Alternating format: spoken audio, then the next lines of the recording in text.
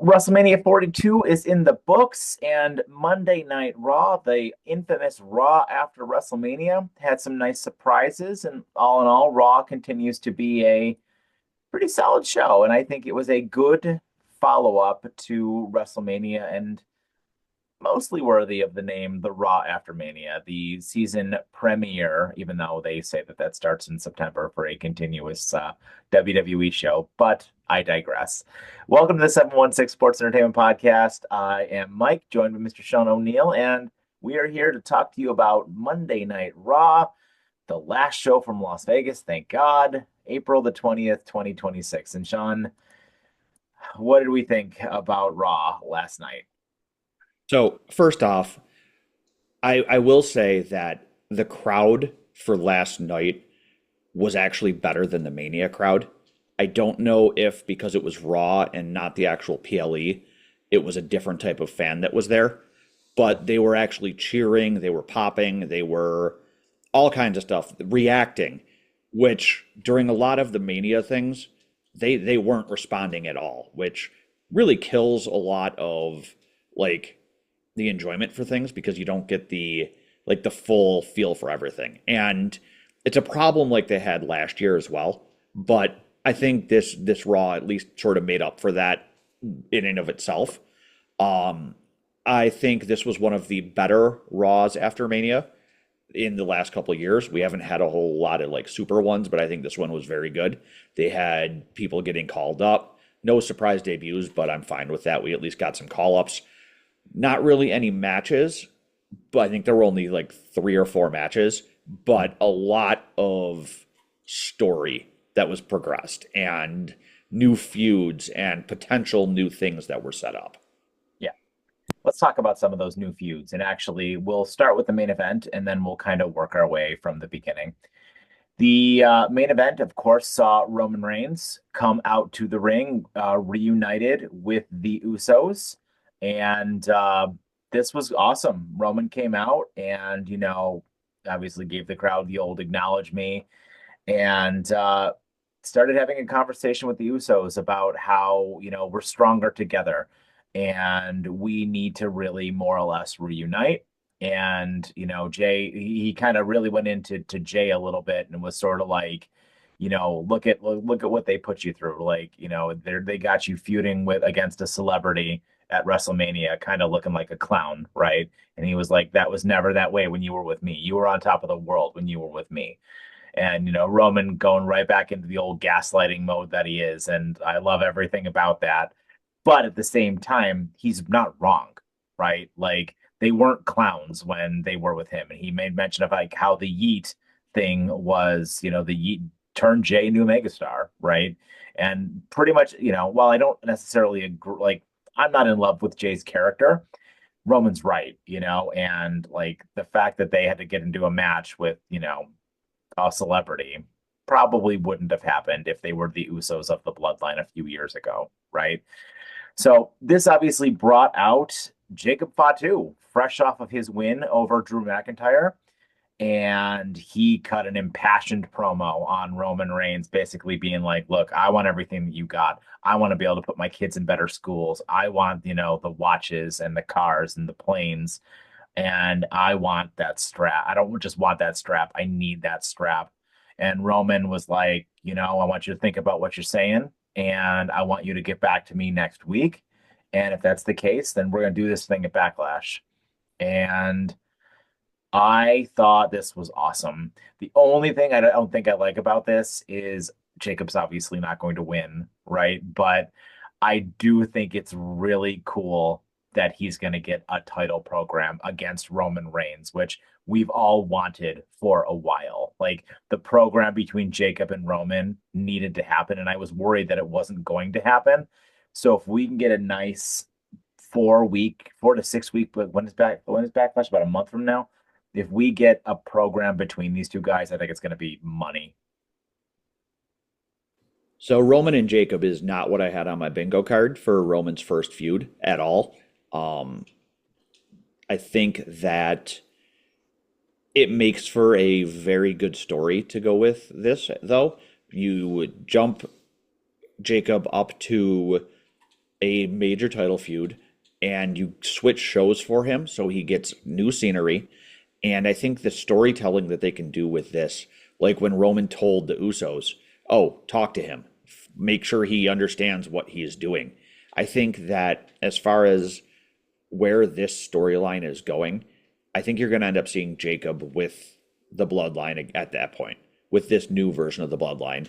And think about how many people that makes for this version of the bloodline. That would be four. Think about how many will be left over on SmackDown after Tama Tonga leaves. Four. I think we're going to see maybe later in the year, Survivor Series time, Bloodline versus Bloodline. Didn't we already do that though? I think we're going to see it though, like with Jacob on opposite sides. I just have a feeling we're going to see something out of it. And it wouldn't surprise me if that's where we see Dwayne again, because I think that this kind of thing is what leads to bringing Dwayne out of the woodwork is the bloodline stuff. I think that makes the most sense, but that's just my thought. As far as the actual promo itself goes, I think that it was everything Roman said, like you said, was true. The only other thing I really liked though was that Roman more or less, in addition to his gaslighting, admitted fault for being wrong himself as the OTC, that the way he treated Jimmy and Jay was not the way he should have treated them. Hmm. And I like that they worked that into there as well, because that shows character development. Yeah. Yeah, I completely agree with that. And I don't know if I think that I don't really want to see another bloodline kind of civil war thing.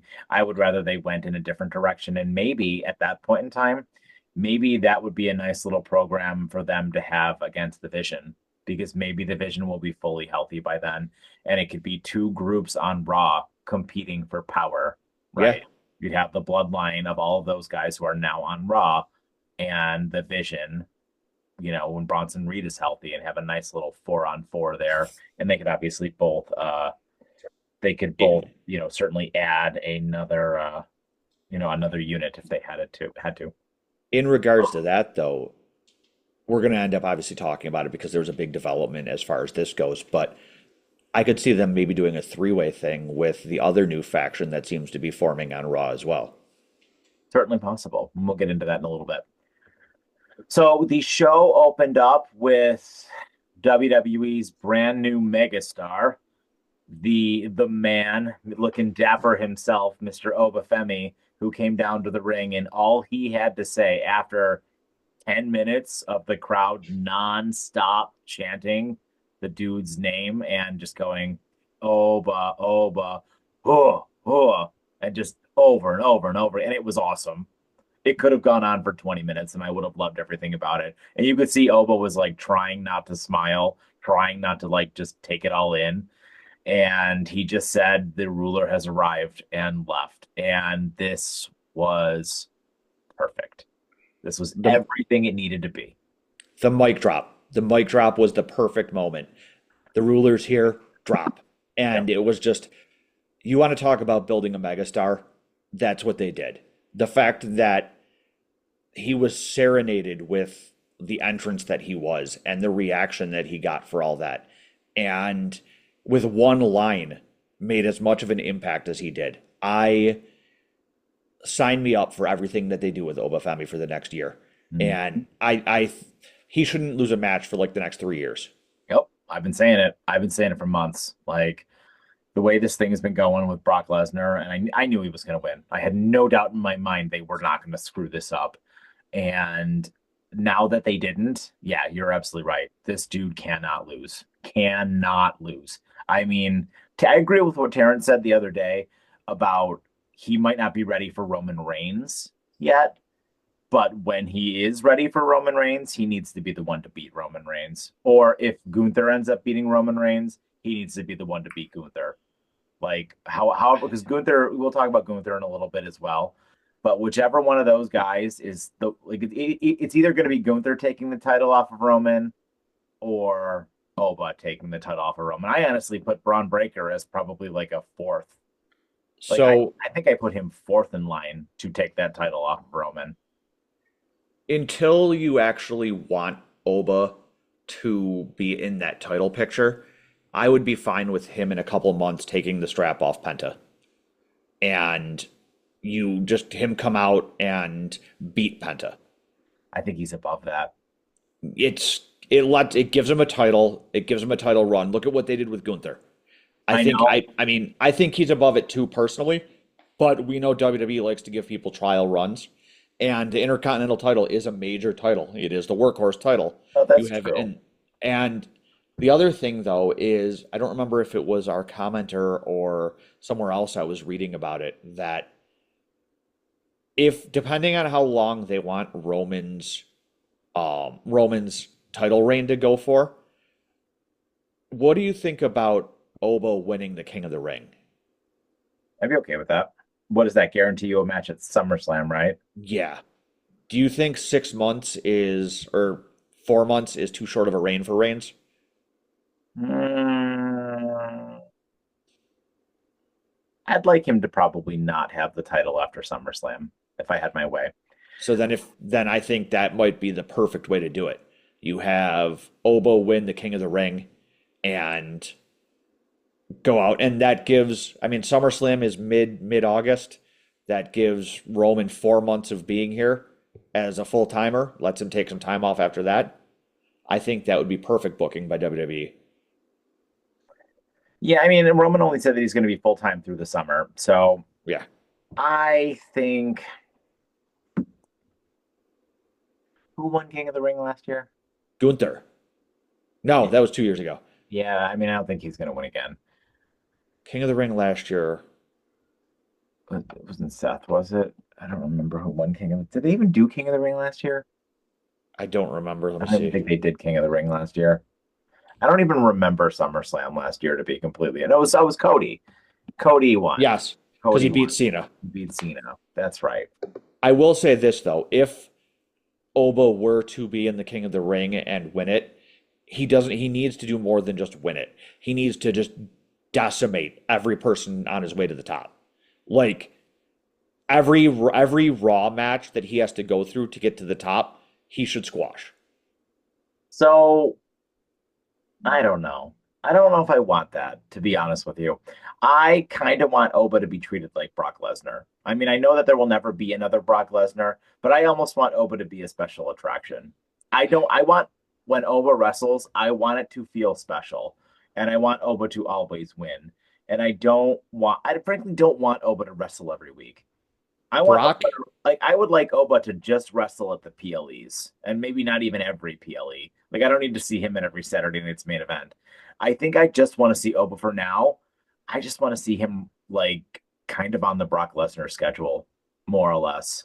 Like so I think that's what I think that helps the mystique for me personally. I think that's what I want to see. I get it. They're probably not going to do that because he's such a star. They're going to like get him all over the place and probably oversaturate, which will probably hurt his character. But I think if you want to keep him looking that way, looking like the next big thing, the next Brock Lesnar, I think you just spend the next year using him sparingly and having him not lose at all. I mean, if they really wanted to follow the Brock Lesnar mold, Lesnar won the King of the Ring in 2002. And that was like the crowning moment of him when he was basically crowned a main eventer. And that was within his first year. So if they really want to follow the Brock path, they could theoretically do something real similar. Yeah, maybe. I don't know. I But we'll talk about the rest of the show because I think that things that happened on the rest of the show are probably more likely. I think right now. I don't think Oba's going to be the next one to win the title. I don't. I think it might be a mistake to put the major title on him too early I can and agree with that. like this far along. So I don't think I want Oba to win the King of the Ring because I don't want Oba to face Roman and lose. So anyway, we did I guess kind of get some closure with Rhea Ripley and Io Sky as they defeated the Kabuki Warriors via pinfall, relatively clean. I mean, there was a little bit of nonsense in this match, but this was a relatively nothing match, and WWE really was kind of like, we don't really care about this partnership anymore. We kind of just need to put closure into this. I think the thing with Io and the Kabuki Warriors is not done, which is good. And I'm hoping that maybe at the next PLE at Backlash, we actually get the Io Asuka match that like everybody's been wanting forever here. But this was a relatively nothing match. Rhea obviously looked like $1 million coming out with her brand new title. And they won clean, and not really much more to say about this. Rhea and Io were obviously saying their goodbyes towards the end of the show, and on her way out, Rhea bumped into Liv Morgan, and they kind of just like looked at each other and kind of exchanged, pleasantries as Rhea left to basically be like, "I'm on my way to SmackDown to be the champion over there, and I'll see you guys down the road," kind of thing. So I think it was just a way to wrap up. I'm glad they did this, I guess, like in hindsight, because like they just wrapped up whatever Rhea kind of had going on so they Yep. could take her over to SmackDown to start fresh. It's rare sometimes for WWE to allow closure to some of these things and not just randomly move the people over once they've won. So I was perfectly okay with this. I mean, it was just showcasing her on her way out and showcasing the end of the Rio team and that they're still going to be friends, obviously, and that so on and so forth. But I would not be surprised if the next champion versus champion Saudi match is Liv versus Rhea. Yeah, no, you're probably And just to tie back to the story between those two, and I think that that is a smart thing to do because then you can give the two of them actual closure between each other. Because Liv was kind of nasty to Rhea and gave that little like psychotic smile at the end. So right. I think that I would not be surprised if that's what they're building to between the two of them for the next thing. Yeah, I think so. Backstage, Adam Pearce was talking to Penta when Javon Evans came over to congratulate him for his win, but to remind him that he is still going after the belt. And this is when we got all ego Ethan Page, my boy, who is now officially on the Raw roster, and said to Javon, "Hey, look, I'm interested in this title too, and you lost. So back of the line, basically." Which led to a impromptu match. I know I'm skipping something here, but we'll go back to it in a minute. But I want to talk about the match, obviously, because I think this, is going to kind of be the program for the IC title for a little while. So we did see Ethan Page defeat Javon Evans via pinfall after a little bit of assistance from an interfering Rusev, which brought Penta down to the ring to chase after Rusev to make the save after the match until Page kind of attempted to push Penta down off of the top rope. Rusev locked in the accolade on Penta and on Javon Evans to end the segment. So I would imagine we'll probably see some kind of tag match between Rusev and Ethan Page versus Javon and Penta. But I think we've got four guys solidly in the mix for the IC title right now, which I think is a good thing. And Javon Evans is probably likely the next one to win it, but it very well could go from Penta to Ethan Page to Javon Evans in that order. And I would be okay with that. I love Ethan Page. I think he's excellent. And I think you should catapult that guy right away. I think that you could find a way to work Rusev into there too and have him potentially hold the title for a little while. I think that having four guys of the caliber that they have here all facing off for the Intercontinental title is going to be great. I mean, we finally get to see them using Rusev in a non-jobber way. We get semi-local to Buffalo Ethan Page from up on the main roster. So I'm a big fan of that. I'm very curious to see how they treat him up there because I think he's always done real good character work, and his feud with Javon Evans in NXT was absolutely fantastic. So that's going to be very fun, I think. And obviously, Javon Evans is just, we talked about it when we talked about WrestleMania. Between Javon, Trick, and Oba, the future is very bright for WWE. Like, they have three of the most talented young wrestlers on the planet right there that are all now involved in big things on the main roster. Yeah. Yeah, absolutely. I'm completely with you on that. And I'm excited the direction that they're going for the IC title. So we did have CM Punk come out to cut a promo. He initially came out to no music, but then the music obviously did hit after he went down to basically make it seem like he was more or less okay. he did speak about all of the good things that came his way, and everything about, taking the time to heal with the fans and whatnot. And ultimately, talking about loss, talking about all of his friends that had passed away and his loss to Roman Reigns. And then, basically was like, look, I'm going to be ready for the next opportunity, wherever it comes from. This brought out Cody Rhodes, surprisingly, with a big old shiner on his eye. Like, holy smokes. And I mean, I guess they weren't kidding when they were like, that eye must have been like completely sealed shut after his match with Randy on Saturday. Cody Rhodes came out basically to kind of have another friendly chat. They didn't really amount to saying much, and it was really more of Cody just being like, hey, look, when you want this match, just say when. And are we gonna do this? Are we gonna do this right now? Like, is this gonna be a thing? Are we just done with Randy Orton and we're gonna just do this thing, or are we setting this up for SummerSlam? I don't think they're done with Randy Orton, but I really enjoyed the way Punk played him into basically giving him a title shot whenever he wanted. I think that was very sneaky of Punk, and the little smile on his face was without turning back to Cody when Cody said, "And you name the time and place," I think was great. And I think that once we finally get this, be it at Backlash or wherever we get it, I think that's where we see the Cody heel turn.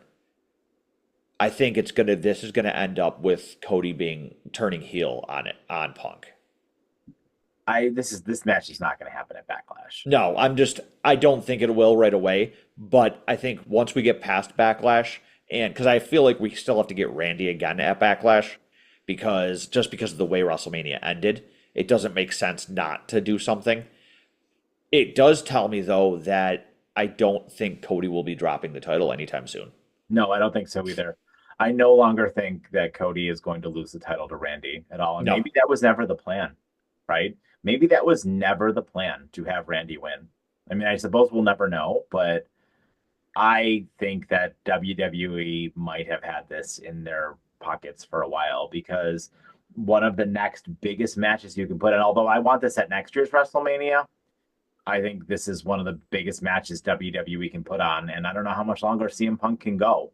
So if you need to do this match at SummerSlam as the main event of one of your nights of SummerSlam, I'm okay with it.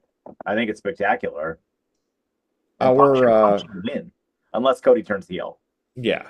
Our one commentator made a good point of now that Punk doesn't have the Raw title, and with him approaching 48 and being closer to 50 than he is 40, that he's not going to have much time left.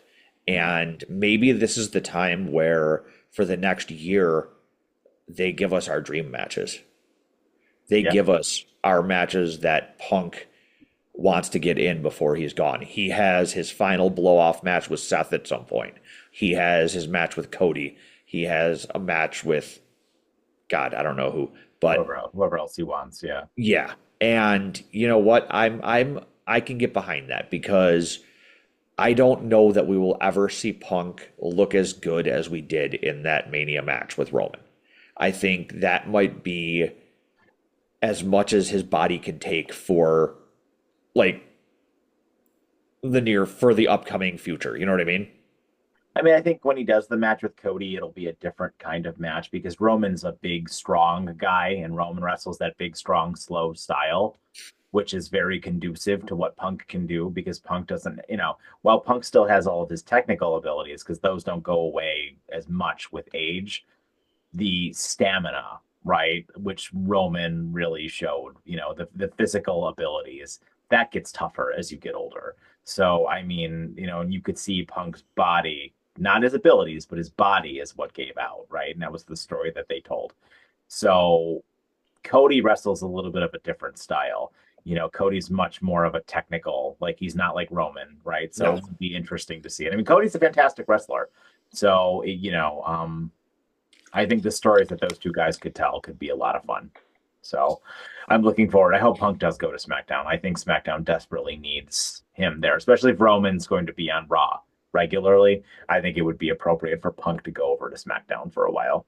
It will give SmackDown an injection of I don't know if popularity is the right word, but a fresh blood, as Yeah, funny as that no, is about an old punk. yeah, I get it. But I mean, the matches will he'll be able to have over there. Him versus Damian Priest, him versus Sami Zayn, which we never actually got. Like, Yeah, there's going to be a lot of real good matches. Him versus Trick Williams. I yeah, mean, yeah, we'll be able to get some versus Ilya Dragunov. Like, sign me up. I mean, that's yeah. those are all incredible matches on paper. Mhm.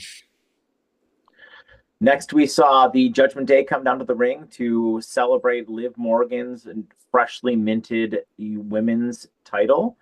And this brought out a second debut of Sol Ruka, who Liv Morgan defeated by pinfall in a short little match. But Sol really looked like $1 million here, where Liv at one point she went to hit the Oblivion and she did like a backflip out of the friggin' Oblivion, which was friggin' dynamite. And then of course she had to hit the best finisher in all of professional wrestling, which is the Soul Snatcher. If you have not seen this thing, watch this thing. There is not a better finisher than this finisher. It is astounding. Like it is like some voodoo magic that like she can convince her body to like do this. It's truly incredible. But Liv obviously, wasn't going to lose this match, but they did protect Soul in defeat by having Zarya come out and interfere to to kind of put the closer on the match that they're going to have on NXT this week, which Zarya will probably win so Soul can go up to the main roster because I think Zarya is going to stay down there a little bit longer. But this was fine. It was a nice little TV match, and it got it had another debut for Monday Night Raw, who I think is going to really look forward to having Sol Ruka there. And towards the very end of the match, when Liv was making her way up the ramp, Stephanie came out just to kind of like get in Liv's face and basically sort of be like, "This isn't over between us" as well. So that might be another thing we might see at Backlash, but I don't know. More to come with that. So yes, the Soul Snatcher is an incredibly cool move, but it's also one of the goofiest moves to set up, I think. It looks so incredibly awkward to like set up, but it's always fun to see her hit it because she can hit it out of like the weirdest spots. And I am very excited to see what she brings to the table. I don't think she obviously is going to win a major title right away, but I would be fine with her winning one of the smaller titles. I really like Sol Ruka. I think that this is long overdue, the her call up, and I mean, I'm not super happy that the Zarya thing was still going on, but it makes sense since they have a match tonight that hopefully will be the blow off of it down in NXT. Yeah, yeah, I'm completely with you on that. And And of course, Stephanie. I mean, I'm sign me up for more Stephanie Vicker. yeah, yeah, I think Sol Ruka is a lot of fun, and I think she's going to have a lot of really fun matches on Monday Night Raw. And I really hope that they showcase her. Kind of the way that they're doing with like Javon Evans. I kind of want to book her the same way, at least for a little while. Just showcase her to show everybody what she could do, and I think that would be the best way to get her over. So, She is just as much of an athletic freak as Javon is. yep, yeah, absolutely. The Vision comes out for a promo next, and Paul Heyman started by honoring Brock Lesnar. Then Logan Paul came down, complained about IShow's speed a little bit. Paul Heyman thanked Gunther and made a note that he was happy to repay his favor whenever Gunther wants. This brought out Braun Breaker, which Paul Heyman introduced to gloat about costing Seth Rollins his match. We then had Seth Rollins appear from behind to attack all with a chair. And, this led into a brawl, which Seth was initially getting his ass kicked a little bit. But then Seth's new faction, the Street Profits, made their return, which was really cool. Fought off Austin Theory and Logan Paul, but ultimately, Braun Breaker got the better of Rollins in the ring and beat him to a pulp. So I think we got a nice little faction war that we are going to see here, and I think it's going to be a lot of fun. And I am excited that the Street Profits are with Rollins. I think T called that a few weeks ago, Yep. and I think that that is just going to be money. Tez and Dawkins came out and they look incredible. Like the shape they're in. And I cannot tell you how happy I am to see them back. It feels like they've been gone for like ever off of SmackDown. And I think them moving to Raw to team with Rollins is going to be big for them and for the tag division on Raw. Like it'll finally let us see some great matches as far as the tag teams go on Raw, and I'm I'm glad that they're the team that was picked to team with Rollins. I'm very curious to see if they add a fourth person for when Bronson comes back, or what the plan is as far as that goes, because I think that they'll need to, and that might be when I call up Ricky Saints. Yeah. Yeah. I mean, Bronson's not going to be back for a little while. I mean, that's like a 6 month injury, but yeah, Probably SummerSlam. yeah, maybe at that point, right? Like that's where we'll see one or both of them show up. So could be a lot of fun. But in the meantime, I think we're going to definitely be getting a 3-on-3 match, probably a Backlash. Yeah, Like I bet we get a 3-on-3 match between these groups at Backlash, and maybe I think Seth Rollins needs a win. So I yeah. think that the face team will probably win that match. But Breaker should win their inevitable one-on-one. Whenever that ends up happening, Breaker needs to win that. You need to start redoing his momentum a little bit. I feel like that's going to go 50-50 booking like WWE likes to do sometimes. Especially with Seth losing at WrestleMania, they're going to want to kind of rebuild him up a little bit too. I feel like I'm fine with 50-50 booking to start. Like you have them split two one-on-one matches, but Braun needs to win the final match. I agree. I agree with that completely. Speaking of Gunther, he was cutting a promo backstage, basically saying to what I was alluding to earlier, that he is looking for the World Heavyweight Championship. And, didn't make mention of what the favor was going to be. I still assume it's going to be something with Lesnar. But he was interrupted by LA Knight, who also made note that he was looking for the World Heavyweight Championship. So this will be a nice little filler feud. Unfortunately, again, LA Knight will probably lose another match. But, it's good to have something for both of them to do right now while the title is probably going to be tied up for a while. And I could see LA Knight being a dark horse to win the Money in the Bank briefcase as well, Yeah, which would be the best thing for his character.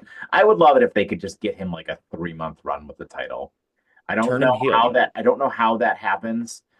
Um, I mean, maybe he wins the briefcase and the main event of SummerSlam is Gunther versus Roman Reigns, and he cashes in there. Maybe that's how you do it. I don't know, but I think that I would love it if he just got a short run, even if it was a couple months with the title. I think he deserves it. Could we see him turning heel and winning the Money at the Bank briefcase? I don't know. I know he's going to be in the match. I just don't know. I don't know. I'm just kind of fantasy booking this truthfully. I really have no idea like how they're going to do it. I really don't think this is something I want to happen that I just don't think is going to happen. Like if you had to like gun to my head right now, the people I would put on the list to be the ones to beat Roman Reigns would probably be number one would be Gunther. Number two would probably be Oba. Three would be Breaker. Four would probably be Jacob. And then five would probably be Rollins. If I had to like rank them, of the people who I think could take the title off of Roman, Gunther's probably at the top of that list right now. I would do all of that same list, but I would flip 4 and 5. I'd flip Rollins and Jacob. And Los Angeles Knight, has there ever been anybody who embodies always a bridesmaid more than Max Dupree? Yeah, no, no, Like yeah, the guy is always in it, but he can never win it. And I yeah, feel like giving him the briefcase would be a just reward for him yeah, for everything he's done. The guy is always seems to do what they ask of him. I mean, the fans love him. And you know what? He is just enough of an asshole that I don't even think he needs to be a heel to do a heel type cash in with the Money in the Bank briefcase. Like you said, if it's Gunther versus Roman, I think him as a face could come out and cash in on Gunther and it would work. yeah, yeah. I think you're right. I think you're absolutely right. So, could be a lot of fun though. So Yeah. I'm looking forward to it, and it was kind of the theme of this Raw. The last thing we want to talk about here then is, of course, Finn Balor defeated JD McDonough via pinfall. A nice little match which saw Finn Balor ultimately get mugged again by Dominic Mysterio at the end of this match. So this is likely not over, as we mentioned, right? Because we're probably going to get a match between regular Finn and regular Dom, and maybe Finn will enlist some help. We don't know who yet, but maybe he will enlist some help to neutralize the JD McDonough factor. Maybe it'll even be a tag team match. So they announced for next week as well that we're going to get a Joe Hendry concert as he is coming to Raw. Hmm. Maybe he'll come out and help Finn. I mean, Yeah, he's he's a not face. Irish, but he's Scottish. No, but he's a face. You're right. I mean, Yeah, everybody so might not be maybe that bad. maybe he'll be the one who comes out and helps Finn and even the odds against the Judgment Day. I do think that the way this ends is I think they should have Finn take the AAA mega title off of Dom. Yeah, you said that in our WrestleMania review, and I think you're right. I think it would add stakes to this, and I think it makes a lot of sense. You know who it also wouldn't surprise me if he enlisted to help him is El Grande. As dumb as that sounds, I think El Grande is the number one contender in AAA. Original, right? No, the second one. He's a heel though. But he's not. He's actually a face. He's a face in AAA, but he's a heel on the main In his roster. actual main character work, yes. Which is dumb because overall, if you look at the two Grandes, even on Raw, original Grande is the one doing most of the heel stuff. But they're treating him like a face. So if they can fix that, I could see them doing that. Yeah, I don't think they're going to do that though, because I don't think the people who watch the main roster really give a crap about that. I think the big thing for that though is did they have their mask versus mask match? I know they were supposed to. Let me see. Yeah, I don't know the answer to that, but I doubt it. I think you're probably more right with the Joe Hendry thing. So, um, but yeah, so that was Monday Night Raw, and I thought it was an excellent show. What is your final rating for the show, and where do you think we go from here? I think that this show was pretty damn good for a post-Mania show.